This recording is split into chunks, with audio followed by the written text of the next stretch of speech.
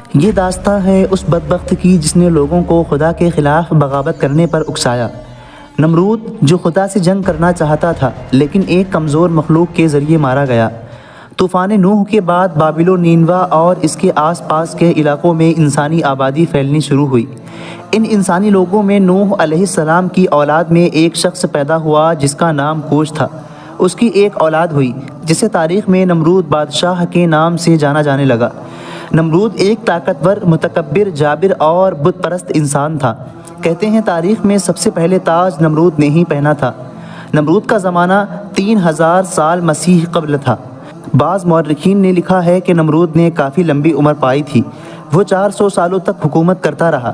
تاریخ میں نمرود کے متعلق بہت زیادہ معلومات نہیں ملتی، لیکن ہر زمانے میں محققین نے نمرود کو تاریخ کے مشہور بادشاہوں جیسے فرعون اور شداد وغیرہ کے ساتھ جوڑا ہے۔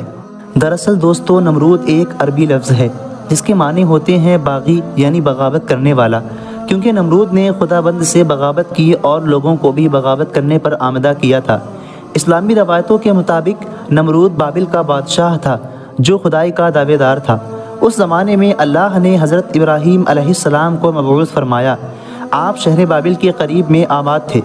جب اللہ نے آپ کو نبوت پر سرفراز فرمایا اور اپنا رسول منتخب کیا تو حضرت ابراہیم علیہ السلام نے بابل کے لوگوں کو ایک خدا کی عبادت کرنے کی دعوت دی اور بت پرستی کے خلاف کھلے عام تقریریں کیں، یہاں تک کہ ایک دن آپ نے بابل کے بڑے بت اور ان کی عبادت گھر میں رکھے تمام بتوں کو توڑ ڈالا۔ لہٰذا نمرود نے حضرت ابراہیم علیہ السلام کو اپنے دربار میں طلب کیا۔ نمرود نے ابراہیم علیہ السلام سے کہا، اے ابراہیم، بتاؤ تمہارا رب کون ہے جس کی عبادت کی دعوت تم لوگوں کو دے رہے ہو؟ آپ نے جواب دیا، اے نمرود، میرا رب وہی ہے جو لوگوں کو جلاتا اور مارتا ہے۔ اس پر نمرود نے کہا، یہ تو کام میں بھی کر سکتا ہوں۔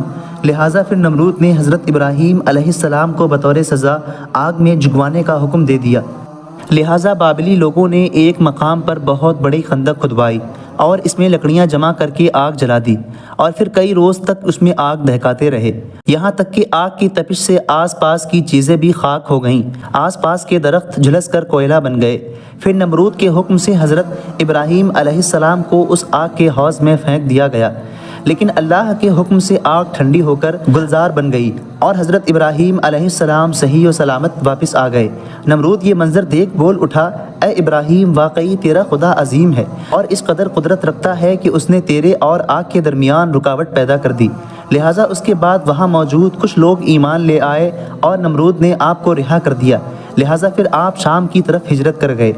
پھر نمرود نے خدا کی تلاش شروع کر دی اور آسمان کے خدا سے لڑنے کے لیے ایک بلندوں والا عمارت تیار کروائی جو مینار بابل کے نام سے مشہور ہوا۔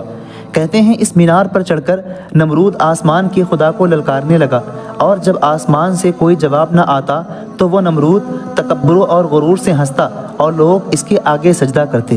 آخرکار ایک دن ایک فرشتہ انسانی شکل میں اس کے دربار میں حاضر ہوا اور اس نے خدا پرستی کی دعوت دیتے ہوئے کہا، اے نمرود، اس خدا سے ڈر اور اس کی نافرمانی سے بچ۔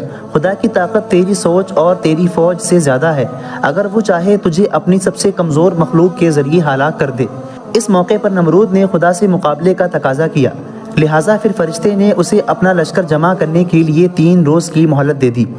3 دن کے بعد خدا کے حکم سے مچھروں کی فوج نے نمرود کے سپاہیوں پر حملہ کر دیا، جس کے نتیجے میں اس کی ساری فوج فرار ہو گئی، اور اس دوران اللہ نے ایک مچھر کو نمرود پر مسلط کر دیا جو نمرود کی ناک کے راستے سے ہوتے ہوئے دماغ میں داخل ہو گیا۔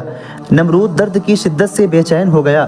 جب وہ اپنے ہاتھ سے اپنے سر پر مارتا تو مچھر کچھ دیر کے لیے بیٹھ جاتا اور یوں اسے آرام ملتا، اور جو شخص بھی نمرود کے دربار میں آتا تو نمرود اسے اپنے ہاتھ کا بوسہ لینے کے بجائے اسے سر پر جوتی لگانے کا حکم دیتا۔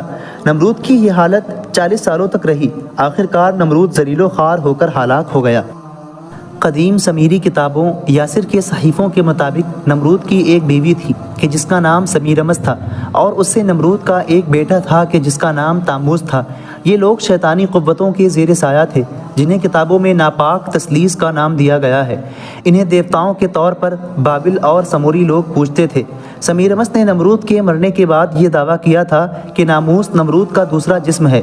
مورخین نے کہا ہے جو تعمیر نمرود نے کروائی تھی اس کے پیچھے اسی عورت کا ہاتھ تھا۔ اس کے علاوہ اور بھی زیادہ تر مشورے سمیرمس ہی دیا کرتی تھی، لہٰذا نمرود نے جو مینار بنوائی تھی یہی وہ پہلی مینار تھی کہ جس کے ذریعے زمین پر شیطان کی پوجا کی ابتدا ہوئی اور شیطانی تنظیم وجود میں آئی۔